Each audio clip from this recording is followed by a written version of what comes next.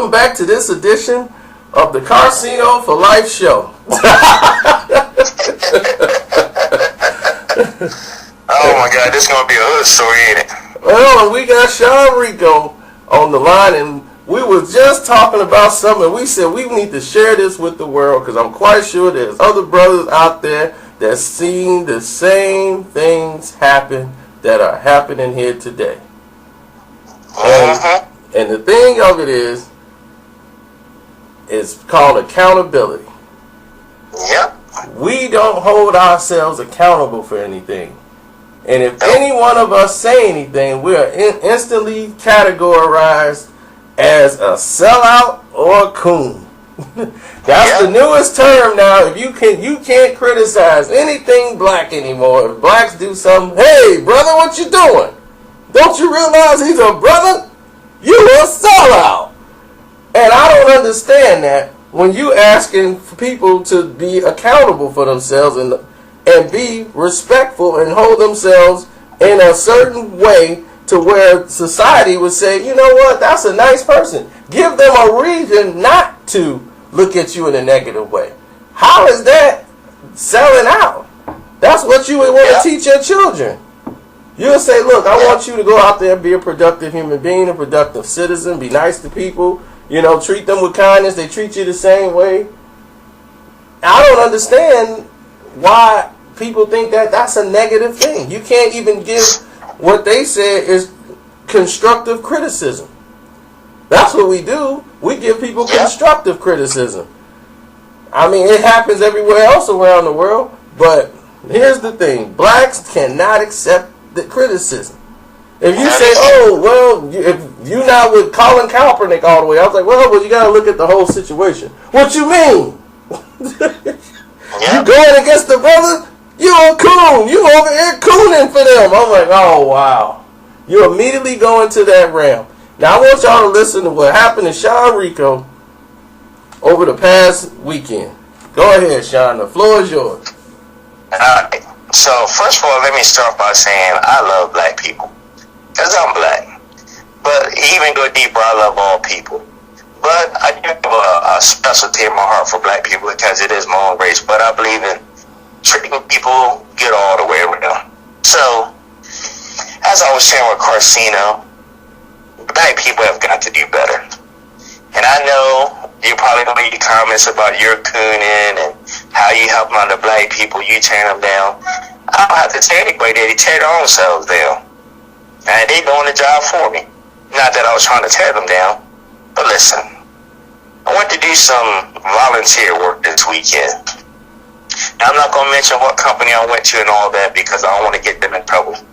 But let's just say I'm working at that this weekend. I'm doing some concession stand work. And I swear, out of 15 to 20 registers, I swear it was 99% black. I was like, oh, I said, the first thing I looked at, I said, why do white people do this job? I said, this kind of just blew my mind that there were so many black people. I'm talking about this is a big sporting event. Huge sporting event. Where mostly, probably 67% of the audience is white and 30% is black and Mexican. But I'm there, right? So I'm like, okay, cool. First time I'm shadowing, I'm helping.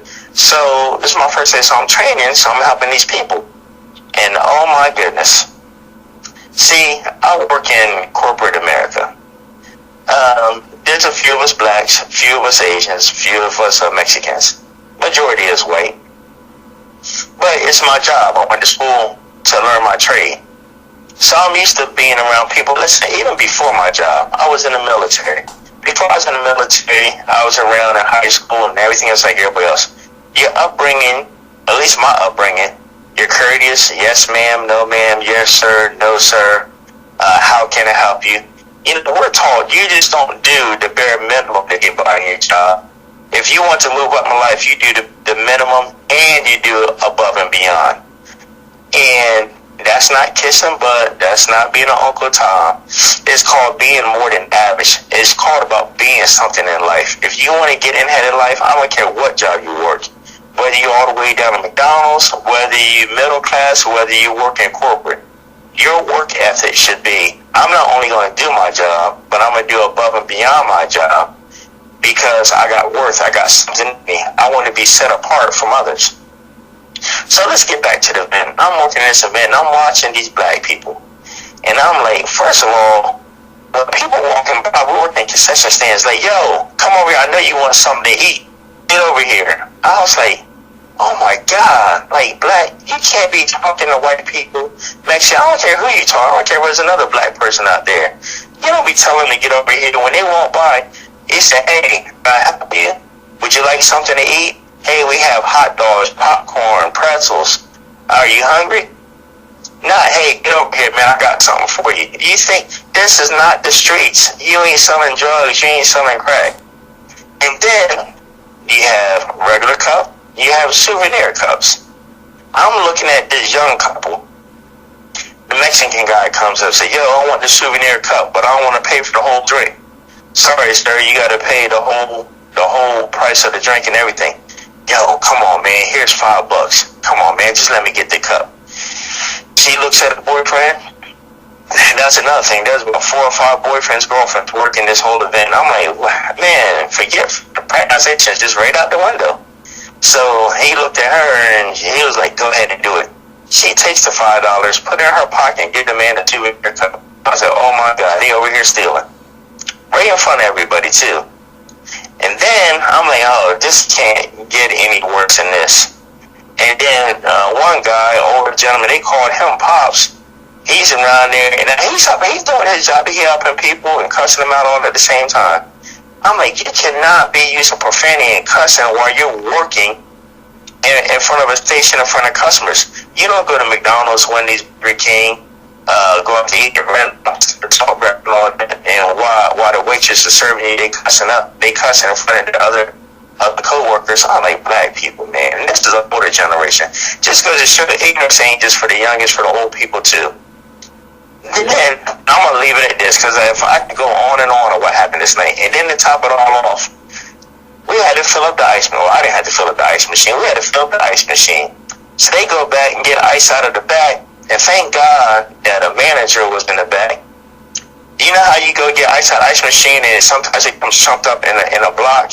You know, usually you get the ice scoop or something like that. You just chip away at it a little bit with the ice scooper, like you should, to break up the ice a little bit.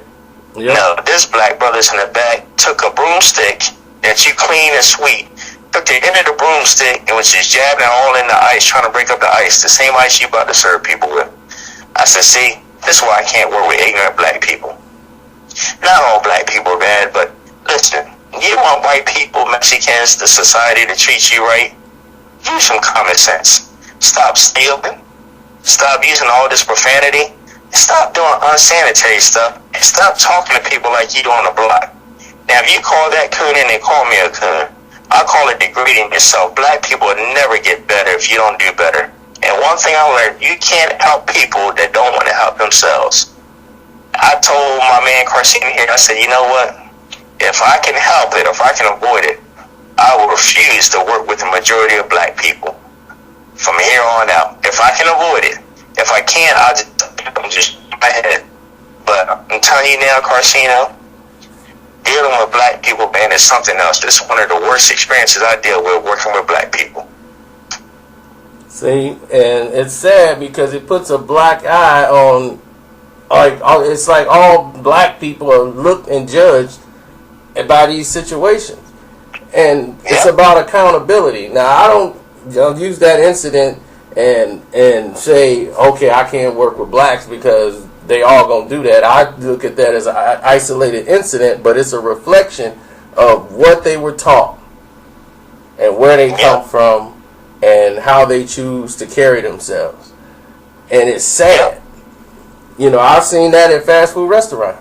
You know, at the white, like we was talking before, at the white restaurants, there's no lines. They get you in and out the line. You go to the store where the blacks are, they in there talking to each other. Yeah, man, you working Tuesday? I'm right in the line. I'm like right next to be served. Instead of taking my order, he's talking to the person next to him. So you working Tuesday? You coming in? Yeah, I'm like, dude, like, why am I listening to this conversation? This should not be even in the business. And Karceno, I left this part out. The manager just walking back and forth, right? There's people standing. Like one black guy, he can have his line be empty. There'd be like 3 or 4 people in the other line. And the black guy right there, he would say, next, or how can I help you? You can come over here. I can help you over here. The manager has to walk by and be like, yeah, hey, they can help you right here. They're open. And I'm looking at these, and this is an older gentleman. Yeah, I'm like, and the one was, I was looking at these people like, my God, you don't even have the courtesy. You don't have nobody in your line. The people next to you got 3 or 4 people in line. You don't even have the courtesy nor the common sense to say, I can help the next person over here. I swear, black people can be the most laziest people. It's a mentality, and that's why I said maybe it can come from me. You know, in my household, you could never, ever. I've never heard my uncles, my aunties, nobody ever use profanity around my grandma. I've never even heard them use profanity. Like my other uncle, like if they did that, that stuff was out the house somewhere. There was never, my mother's never heard me use a curse word ever in her life. Never had my grandmother.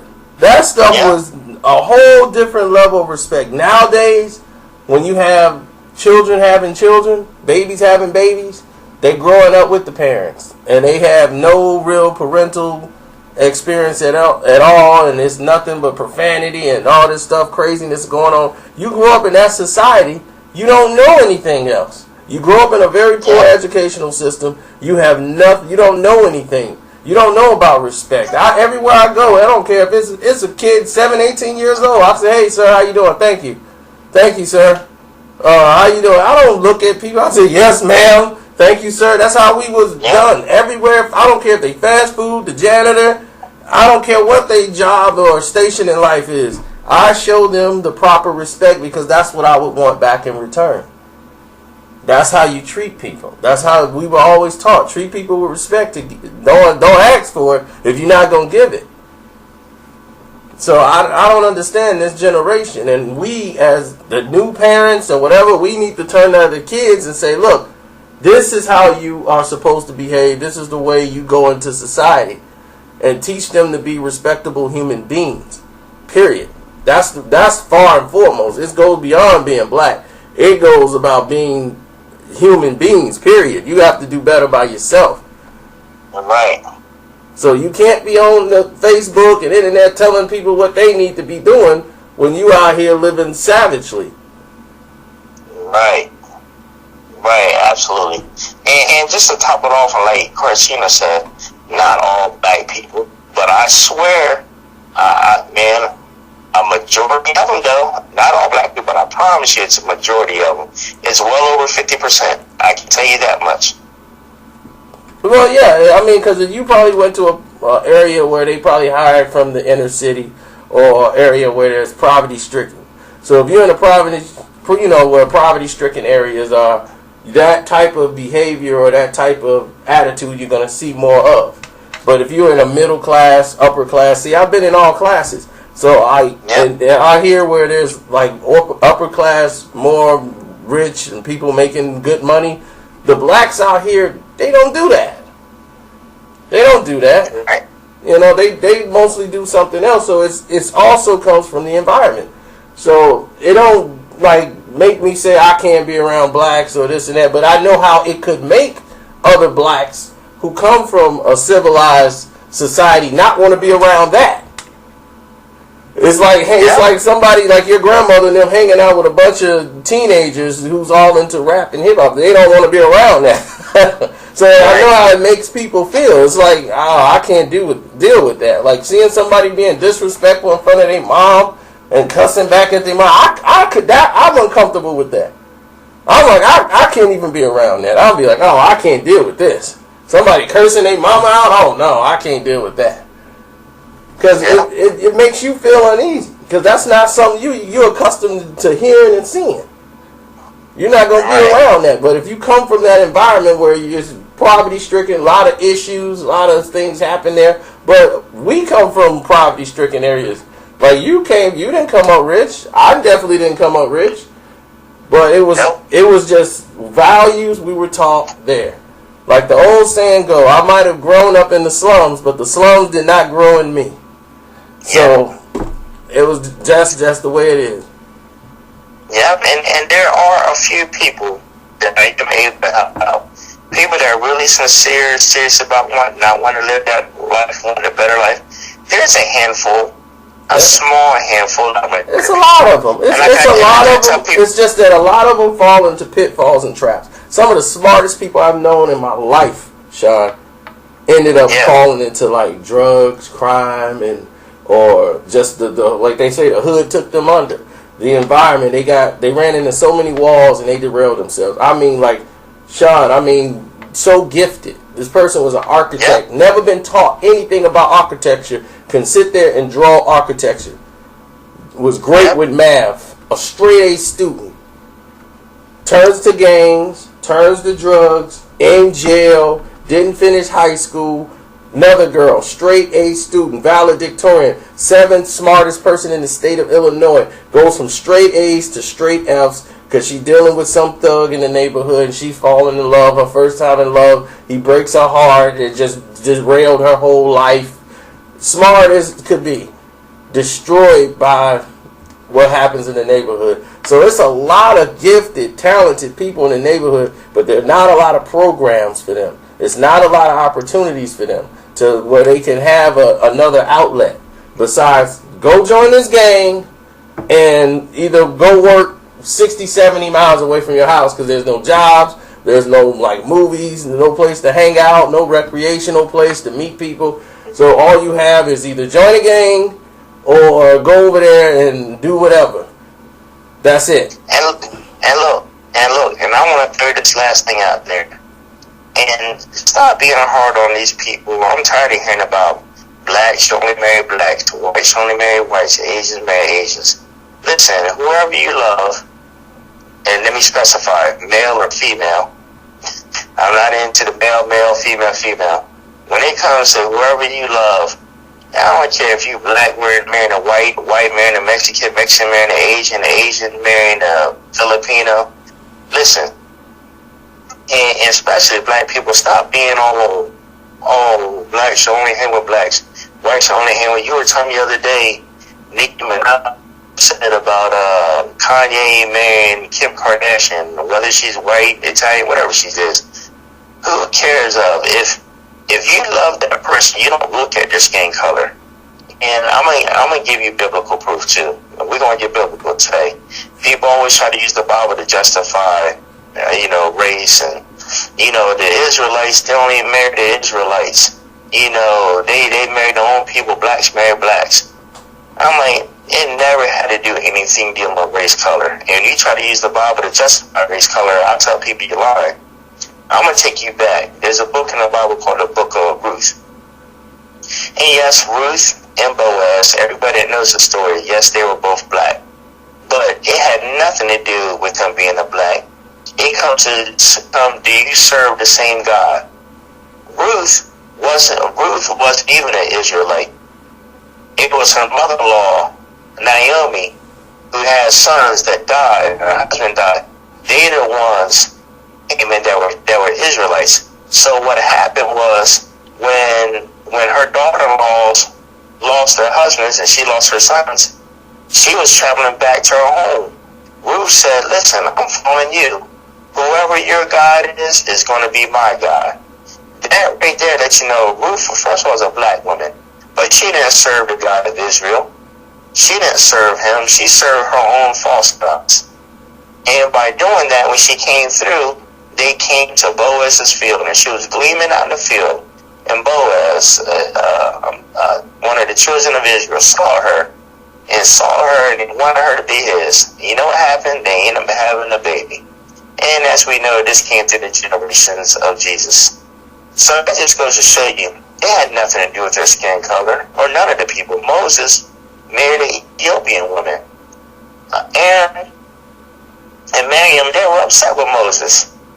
And you gotta ask yourself, why would they be upset that Moses, an Israelite, a Jew, why would they be upset he married an Ethiopian woman? She's black.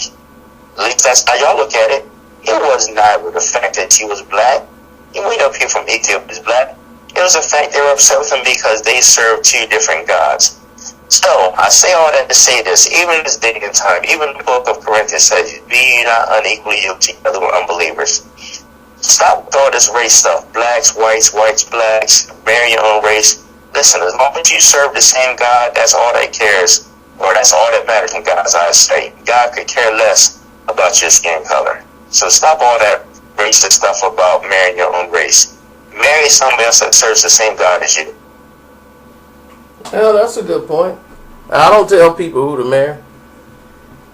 Yep. Listen, if they love them regardless of their skin color, it doesn't matter. They the ones that love them, not you. You ain't the one that's got to love them. I ain't marrying no white girl. No, you said earlier that you really be called Uncle Tom then, wouldn't you? I don't care. I ain't marrying no white girl. That's out. No, it's just, the thing is, people of your culture seem to understand your pain. And here's the thing. I've dated white girls before. They just don't get it. They don't understand. They want to understand. They're like, well, I need to understand. They don't get it. They don't understand what you go through or what it's like to go through what you go through in life as far as being black, because you can't turn it off. See, for them, they don't know that world because they've been shielded from it their entire life. They grew up in a society where they probably don't, only black people they probably see is on the news. So they have a negative narrative about black people and don't even know it. And some date blacks just to be rebellious against their parents. I've seen it all. So I'm very leery about, like, okay, look, I'm not getting involved in this situation because of those facts. But I date black women because they know they relate. It's an unspoken relationship bond connection that you have with them. So I relate to them. I've dated Hispanic women too. They feel the same things, but they kind of have their own thing too, where they just don't understand what it's like. They want to understand, but they just don't. So I mostly end up dating black women because they relate to the situation, the struggle, and everything else, and they understand about we could work together to get some and build for the family. Some white people are very cool. They understand. Some of them actually get it. Like my uncles, he married, like 2 of my uncles married white women. They had a black wife, they had a white wife. Like I said, it wasn't because they was white, it's because they played it right.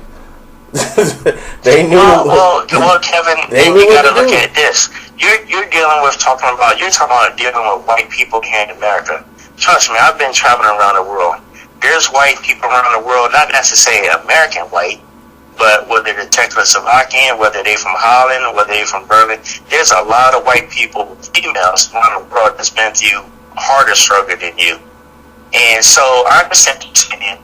Yeah, there's white people in America that are more privileged than blacks and other races here in America. So from an American standpoint, but I promise you travel around the world, you're going to run into white people that you ain't going to be able to understand the struggle that's been through way more than you. Yeah, I mean, there's a lot of them that's poor and went through more hardship. Some that are Czech, and some of them are very, very, very, hateful towards the blacks for some reason. I have no idea, but there's more in the Eastern European areas. There's been poor people, there's poor people here, poor white people here. Not all white people got it made. And that's what some black people don't understand, because the most people they've seen that was white in their life have been in an authority position, like a school teacher or a cop.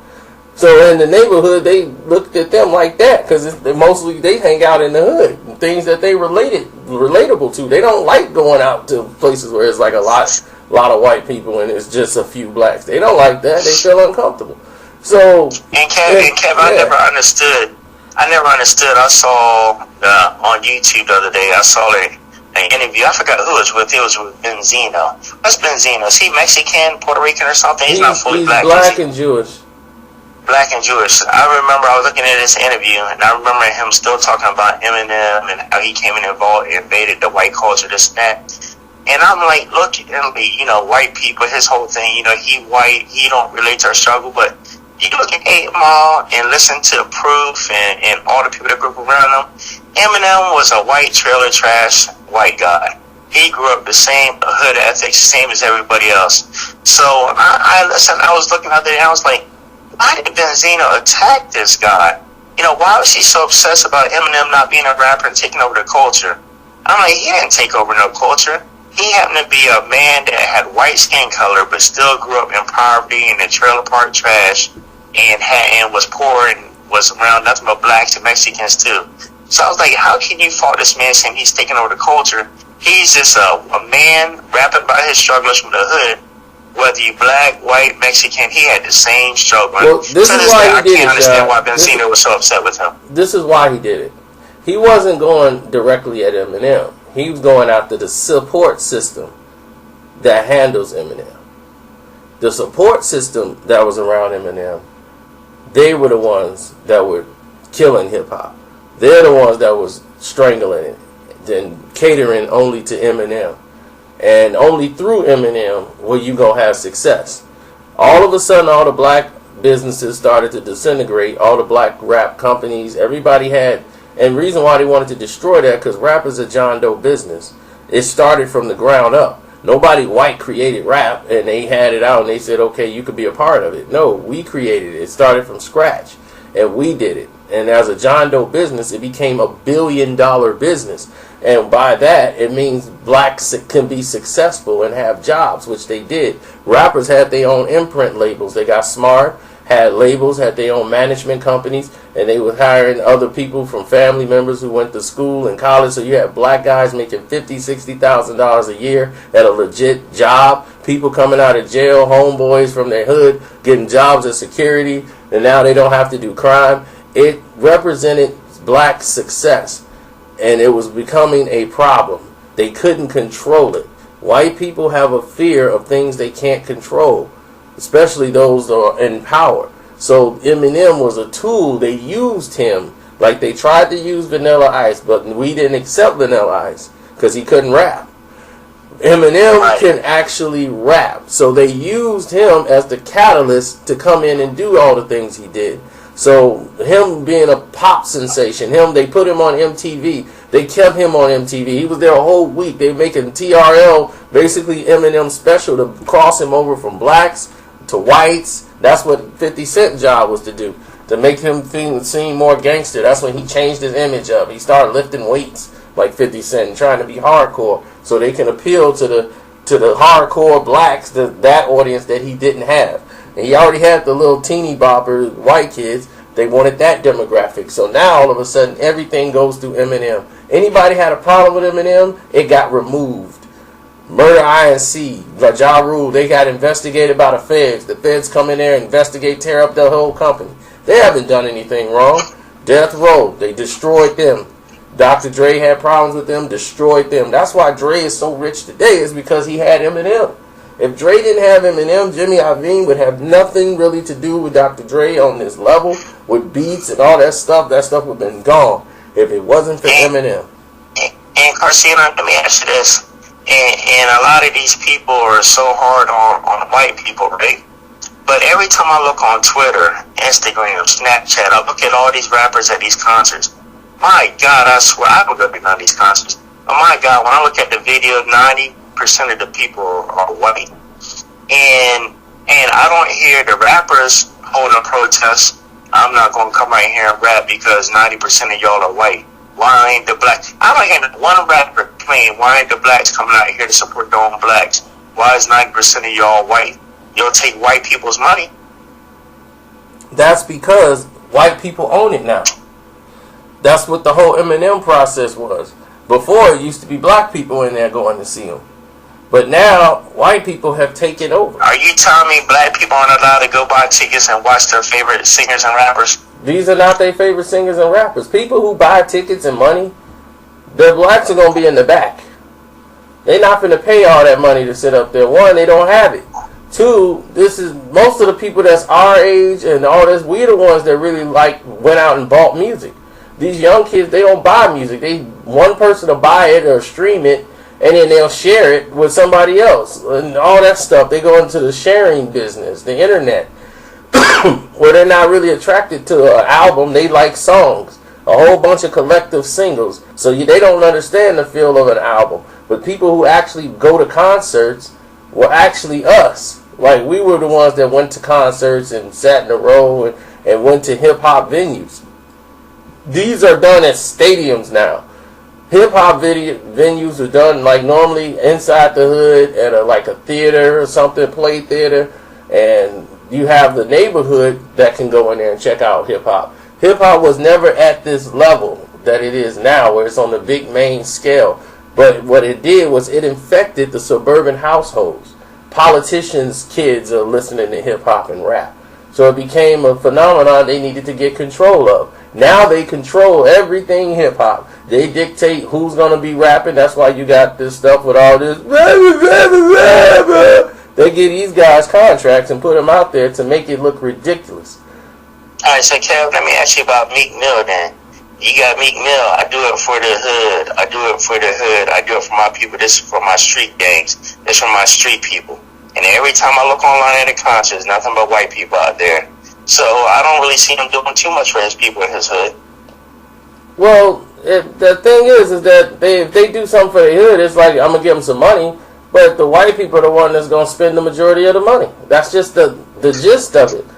That's how you sell 10 million records. You want to cross over to appeal to like everybody's bumping it. Because theoretically, they want to listen to what we listen to. If the blacks don't like it, the whites going to drop it. They're going to be like, well, the blacks ain't listening to it no more. I want to be cool. So, you know, white kids have access to money. A lot of them do, suburbanized kids. And then they get tickets. They go spend $300, $400. Most parents in the black community ain't finna spend $350. Right. So let's talk this. The other day you told me that Nicki Minaj got on a big rant about Kim Kardashian being white and her showing off her body, and she's mad because when I show off my body, I'm black. You know, you give me hell, but you don't see nothing like Kim Kardashian. Mm-hmm. But on the flip side, I'm like, here you are attacking white people. Which, listen, you might even be justified in that, and you probably are right. But I don't sit there and say that when all your millions of dollars come from these rich white kids out in your audience, your fan base is white, but yet still you're going to take money from the white people, but then you're going to attack the white people. That just don't make sense to me. Well, whoever buy the record, buy the record. Whoever go to the concert, go to the concert. Whoever your fans or your music and your work, that's not up for debate. It ain't saying, look, I'm doing this for the brothers only. You could say that on the record. Ice Cube had a song called Cave B, and he talked about white people like a dog, and they went out and bought that CD and listened to that song. And why is Nicki Minaj so hell bent on wanting to show the naked body, teaching other young black women, come on, we can show our naked bodies just like the white people show their naked bodies. Just like the black women take pride in showing naked bodies and twerking and throwing your butt in pieces and all that. What happened to the morals and ethics of young black women? Well, she was talking about how Lauryn Hill is her idol. I'm like, Lauryn Hill is your idol, and you bowing down to Lauryn Hill. You see Lauryn Hill got about 16 layers of clothes covering her entire body. Whoa, what do you mean bowing down? You mean she actually got on her knees to bow down to her? Yes, she got on her knees and bowed down to Alright, Karceno, let me interject for a second. Now, I'm going to talk to the viewers. And I'm going to throw another biblical scripture out there for y'all. You go over to the New Testament, I believe the book of Acts. You know, the apostle and the Lord and heal the sick and cast out and you break it up. Are you moving somewhere? Oh, yeah. Yeah. Now, can you hear me now? Yeah, I can hear you now. Alright, so the apostle Paul, in the book of Acts, he was going around laying hands, healing the sick, casting out demons, doing work for the Lord as the Lord allowed him to. And some of the people, they went and bowed down, got on their hands and knees and bowed down to reverence the apostle Paul said, don't bow down to me. You stand up. I'm a man just like you. The only one you bow down to is God. This applies to the Catholic priests. All these Catholic priests and popes that allow people to bow down to them, doing nothing but making mockery of God. Only one person you bow down to, and that's God. So just for her, the mere fact of bowing down, getting on her hands, and talking about you my idol, that's a disgrace to God. But she'll be accepting an award next week. I want to thank God for allowing me to twerk and for allowing me to show these young girls to be half naked. And this man, get out of here with all that crap. Yep, I mean, that's what they do. They want to get Instagram hits and all this stuff. It's trash. is complete trash. And the thing is that she wasn't really doing this when she first came out. When she took her pictures when she first came out, she wouldn't even do butt shots. She wouldn't even turn around and like let people take pictures of her butt. She would sit there and she came in with her rhymes. She wanted to be taken seriously. Now, every 10 seconds she stick her butt out. Her butt out you see her butt before you see her face. Yep. It's ridiculous. And I'm like, the thing is that it's fake. It's like, look, anybody can go and get fake boobs and be like, look, mines are perfect. It's like they're fake. You bought them. Like, if you went to the store and bought something, how you going to take credit for it? You didn't make it. You went and bought it. You went and paid for it. So it's like, hey, for all y'all Karceno listeners, I'm going to end it with this because I had to get on here to work. But for all the Karceno's listeners, I'm going to go back to it. Black people, I love black people. You're my people, I'm black. But listen, if you want to be helped, I'm out there to help you. If you want to bring up your standards and morals, I'm here to help. But let it be known, don't waste my time, because the minute I find you wasting your time and you're being serious, it's a facade and you're just trying to put on, don't ask for my help. I'm here to help if you want to. If not, I'm moving on. But there's far other people out here that need help, that want help. So I'm going to continue to work with black people. But my God, if I can help them out, I will. But if you don't want to help, you stay over there and I stay on my side. All right. We'll end it like that.